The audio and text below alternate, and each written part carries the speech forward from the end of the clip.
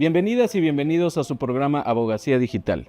El día de hoy hablaremos con el maestro Elías Hurtado de los eSports. Los eSports son una industria en pleno auge que requieren de una regulación jurídica en el orden internacional y en el orden nacional. Uno de los principales retos que tenemos en México es que esta regulación sea conforme a las necesidades que se tienen y de acuerdo a todo lo que se requiere para que la relación entre privados sea de la mejor manera y la contratación que existe entre ellos, por supuesto, esté regida siempre por las leyes nacionales. Pasemos con el maestro Elías Hurtado para hablar de este tema.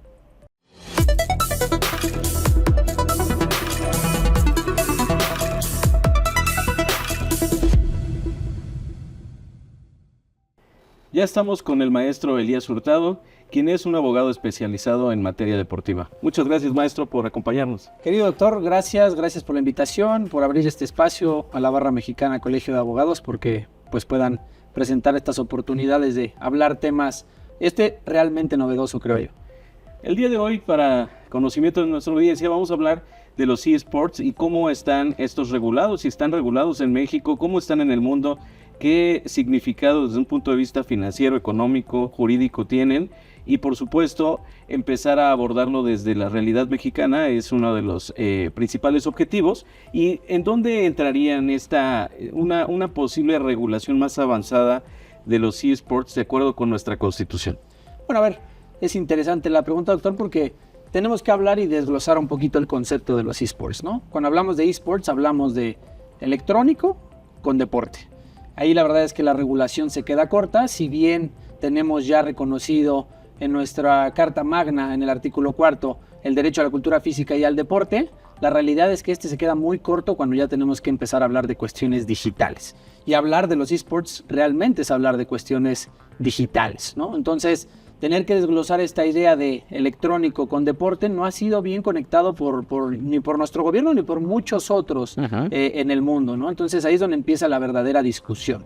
De ahí trasladarlo ya a nuestra ley específica, ¿no? La Ley General de Cultura Física y Deporte, que en su artículo 5 contempla una serie de definiciones, tendríamos que remontarnos a estudiar un poco qué define por actividad física y luego qué define por deporte, ¿no? De acuerdo. Por cuestiones de actividad física se refiere a los actos motores propios del ser humano. Y de ahí un poco se han sostenido las discusiones hacia tratar de reconocer a los eSports como un deporte. Mucha gente hoy, que seguramente nuestra audiencia, si nos están viendo, se preguntarán si realmente son un deporte. Y es el mismo debate que se tiene también en los congresos en el país y en los diversos estados, ¿no?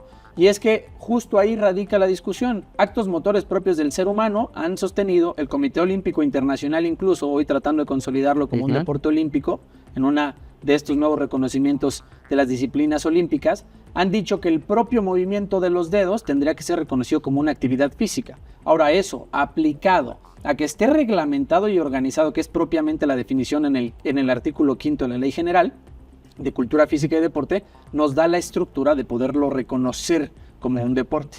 Y claro, luego hay una cuestión más que tendríamos que considerar a nivel internacional, que es que alguna federación internacional lo reconozca como un deporte. Claro. Y ahí es donde empieza nuestra primera problemática, doctor, porque del texto constitucional a nuestra ley específica y después trasladarlo a las federaciones que nosotros tenemos, ya tenemos problemáticas. En México tenemos 2 federaciones nacionales en materia de eSports, una reconocida por la CONADE, que fue la primera que se registró, y luego una reconocida por la Federación Internacional de eSports, que es donde empiezan los choques importantes, porque por un lado, si lo vemos desde el punto de vista administrativo y de asignación, si en algún momento tenemos deportistas profesionales en esta materia, pues la CONADE va a apoyar a quienes estén registrados ante la primera federación a nivel nacional. Sí. Sin embargo, pues la discusión viene más importante porque luego la Federación Internacional no reconoce a esa Federación Nacional. Entonces ahí tenemos una discrepancia importante que a nivel legal es algo que está como una materia pendiente. Es un reto para los eSports, que ¿cuál sería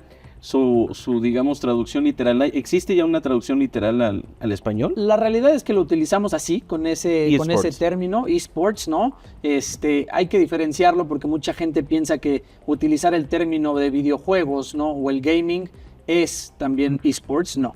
Aquí lo más importante es entender que quienes se dedican a los eSports son atletas y deportistas profesionales que se preparan 10, 13 horas y entrenan para eso. Nosotros ya hablando en una organización más como deporte, podemos ver que estas entidades deportivas y estos equipos son en principio constituidas como sociedades anónimas por la cantidad de dinero que generan y el levantamiento que tienen de capital. Entonces, esto es algo importante. Y luego ya más en la estructura laboral es todavía más complejo, porque hay que tenerlos registrados muchas veces, ¿no?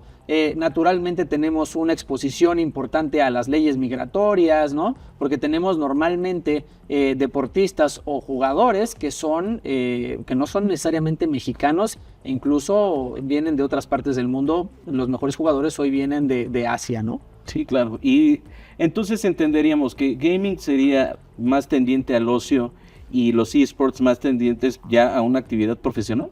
Justamente acaba de abordar el tema más importante en esta discusión, que es esa.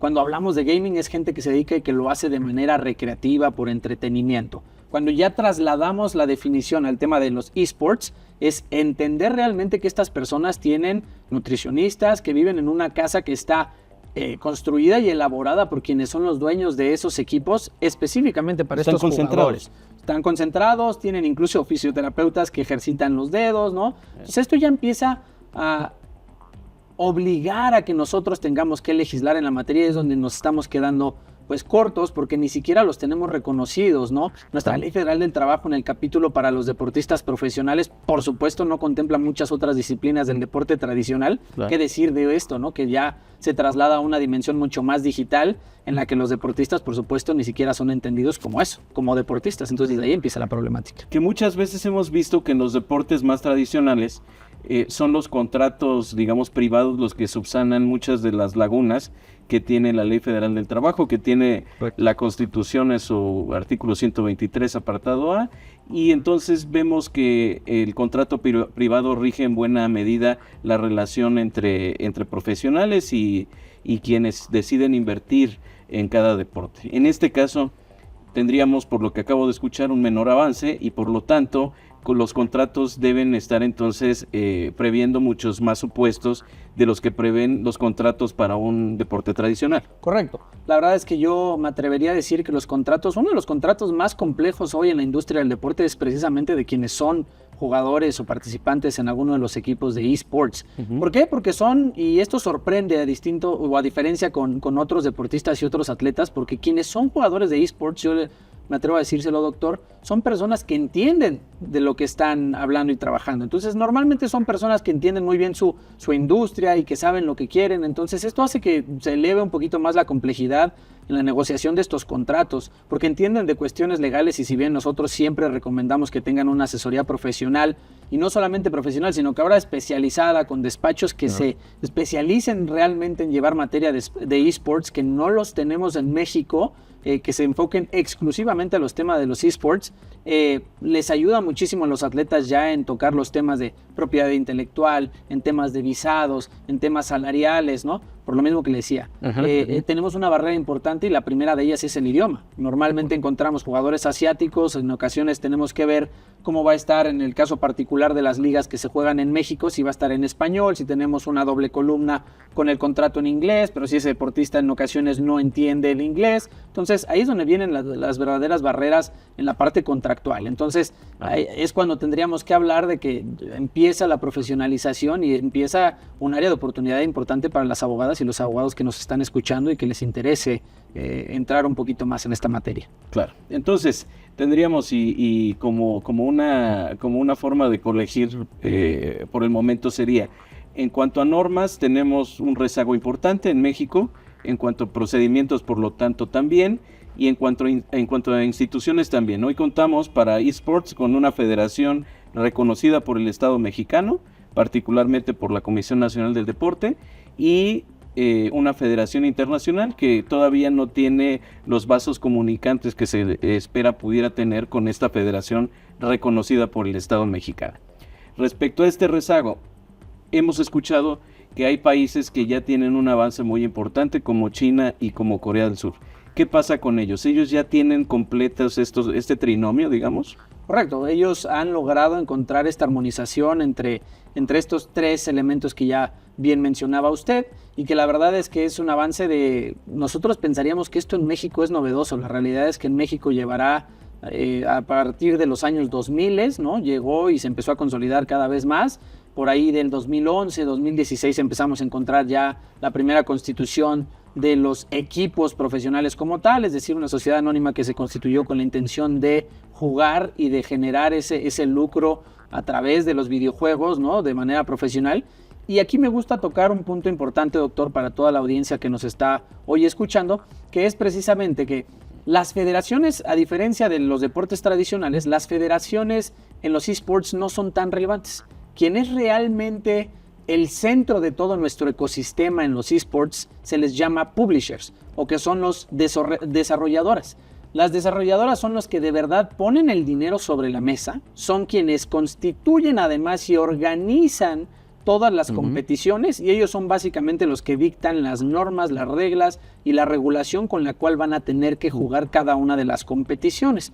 Y aquí nos enfrentamos a otra complejidad. Una empresa privada que ni siquiera tiene a lo mejor presencia en nuestro país viene y organiza una competición conforme a las normas de algún otro país o con alguna otra regulación. Entonces, esto ha complicado muchísimo a quienes se dedican a los esports, porque en ocasiones ese mismo publisher o ese desarrollador te dice, doctor, tienes que trasladar ahora tu equipo a una liga en Brasil o en Estados Unidos. Y entonces ahí ya nos cambió toda la jugada. Claro. Porque entonces ya con las cuestiones legales, si nosotros nos movemos a un nuevo territorio, tendremos que hablar y revisar toda la regulación nacional que sería o que terminaría impactando concretamente a los jugadores o al equipo, volver a constituir una empresa en territorio extranjero, conseguir los visados. Muchas de las reglas de los publishers o de los desarrolladores te exigen que tengas una cuota de latinoamericanos o de asiáticos o de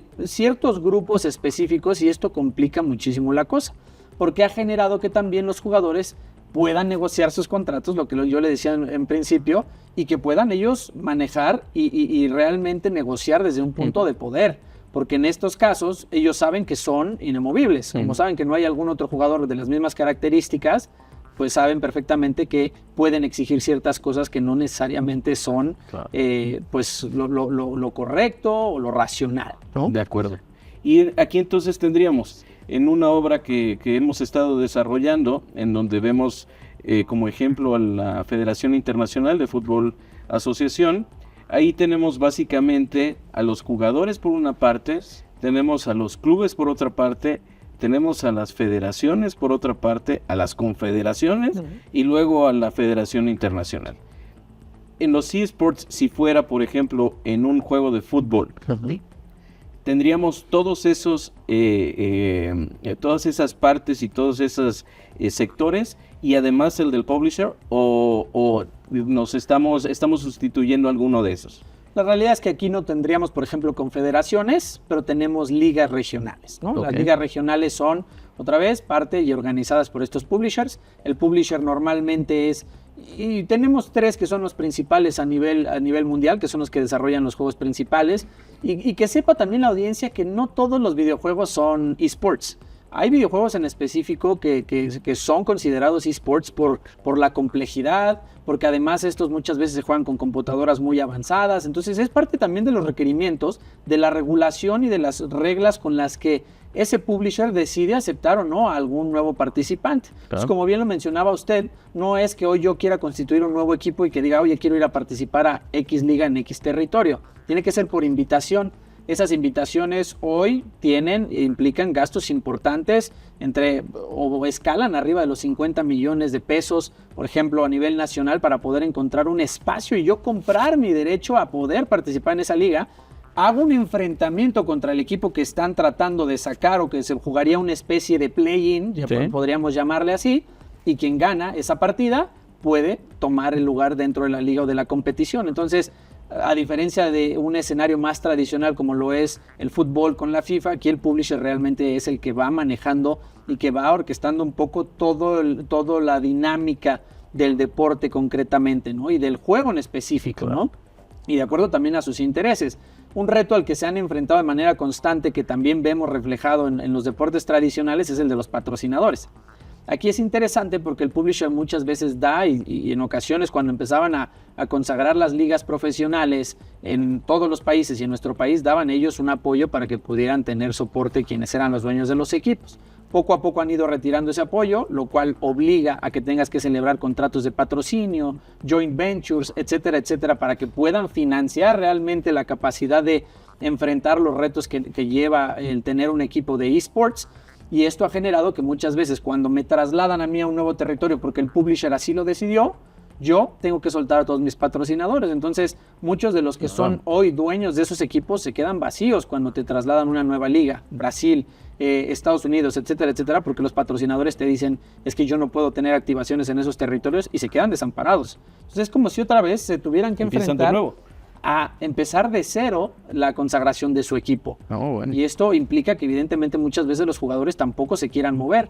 Y lo que le mencionaba hace un minuto, ya en cuestiones laborales es, ok, me muevo entonces a Estados Unidos. California es uno de los estados que tienen mayor presencia en este aspecto y te dice la ley en California, la ley nacional te dice, aquí un trabajador tiene que hacer al menos unos $75,000 anuales. Entonces esto ya es un cambio importante. Si bien hoy un jugador profesional de esports puede ganar cantidades importantes a nivel de los grandes atletas en el mundo, ¿no? Sí. Pues ya tener estas complejidades para que todos tus jugadores tengan que ganar lo mismo, por lo menos del dueño de los equipos, es una demanda muy, muy importante. Y es que además, por lo que podemos ver, el reto financiero, las cuentas que hay que hacer y todo el plan de negocios finalmente que debe generar este dueño, pues es complejo y está sujeto a las reglas realmente de esa contratación privada y del mercado, por lo que estamos viendo, por la poca intervención que hay por parte del Estado en diversos lugares. Y aquí me surge una pregunta. ¿Hay un estimado de cuánto dinero se mueve en esta industria? Y la segunda, ¿cómo estamos de firmas legales especializadas, tanto en México como en el mundo, para atender estas necesidades? Bueno, firmas especializadas, en México tendremos una que pueda afrontar y que soy testigo de que afrontan estos retos de asesorar a los grandes equipos de esports en nuestro país, y aún en ese sector no es que estén especializados concretamente en temas de esports, se les asesora con todo lo que implica el negocio, ¿no? Desde la constitución hasta la parte fiscal, etcétera, etcétera, cuestiones laborales, desarrollo del negocio, pero pocas firmas en el mundo, una en Alemania, unas cuantas en Corea y en China, ¿no? Que es un sistema jurídico completamente distinto, que están especializados en tema esports, que te van a dar un asesoramiento con abogados que se dedican y que entienden el tema de esports, que saben cuáles son los requerimientos, que incluso fueron en algún momento jugadores o jugadoras profesionales de estos y que realmente pueden estar a la altura de las exigencias, porque le digo yo, los contratos muchas veces se van negociando y ya se trasladan a contratos electrónicos. Hoy se habla de contratos en el metaverso, cuestiones que para nosotros suenan años luz y que otra vez esa es parte importante de que tengamos esta charla y que la agradezco porque nos refleja en dónde estamos parados hoy en México. Y bueno, ya en la parte del financiamiento sí es una cuestión importante, por lo que le decía, tenemos un par de ligas profesionales en donde otra vez están financiando grupos importantes de cine, ¿no? Que se deciden asociar con arenas en específico, porque estos torneos para la audiencia se juegan en grandes estadios, o sea, estos han tenido los mejores escenarios tanto en México como en el mundo. Y esto es algo que otra vez cobra un poco la relevancia para ver cuál es la gente y el público que están atrayendo, doctor. Pero más o menos son unos 50, 60 millones de pesos por encontrar un espacio en esa liga y luego el mantenerlo te costará $1 millón promedio, $1 millón al año, mantener el gaming house, tener computadoras en específico para estos atletas, etcétera, etcétera. Pero eso es una inversión importante. Desde el punto de vista de quienes son los dueños de los equipos, y ellos mismos lo dicen, no es un negocio, pero para todos los que están involucrados sí que es un negocio muy lucrativo. Sí, nos puede quedar muy claro. Y entonces tendríamos como conclusiones, y para cerrar esta muy, muy interesante plática, maestro, que los eSports deberían ser considerados de entrada un deporte, que ese deporte, por lo tanto, está elevado a rango constitucional en México, que no tenemos leyes secundarias que prevean la regulación del mismo, y que además es un deporte que va a traer muchos más retos que van de la mano del entorno digital y de los avances tecnológicos que estamos viviendo. ¿Es correcto? Correcto, exactamente. La pauta aquí la marca la tecnología, es decir, va mucho más avanzado que la sociedad.